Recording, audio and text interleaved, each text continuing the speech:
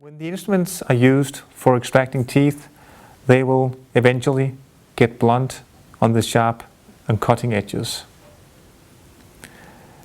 It is very important to keep your instruments sharp because it will make your own work easier. You have to apply less force to the instrument, but it will also cause less trauma to your patient.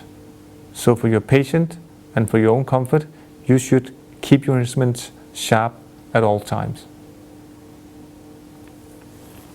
When sharpening the luxator, you will start by removing any spurs that has occurred on the cutting surface.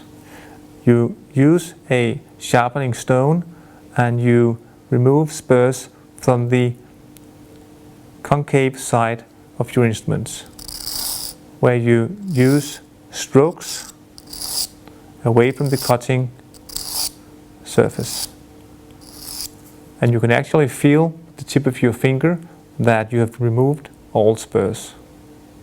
After removing the spurs, you will then sharpen your instrument on the convex side. You do that by placing the sharpening stone on a table, on a flat surface, and then placing your instrument onto the stone. You can then, from the side, watch and find the correct angle to gain your sharp working tip again. When finding the right angle, you place your luxator onto the stone, and then from the side you look and evaluate. When you go too far down, you can see that your working tip lifts itself from the stone, and then you will see light getting in under your tip, and by raising your luxator you will find the point where you have no light, where the shadow meets the tip of your working point, and then you keep it there, starting your work. You don't go any further up, because then you will make your working tip more blunt.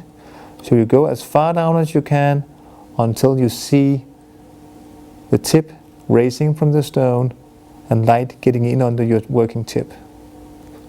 Finding your right angle. Having found the correct angle, you then start your strokes towards the cutting surface. So you cut towards your working tip. And by doing this, I sharpen my tip, and by twisting my instruments while giving the strokes, I can cover the whole working tip. In a luxator like this, 10 to 20 strokes will be enough.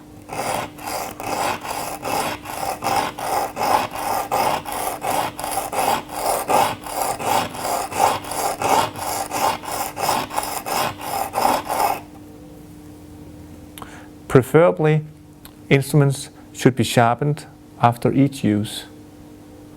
But in a busy practice, I recommend that you have a weekly schedule for instrument sharpening. After sharpening your instrument, you can test the tip of your finger that is actually as sharp as you wish.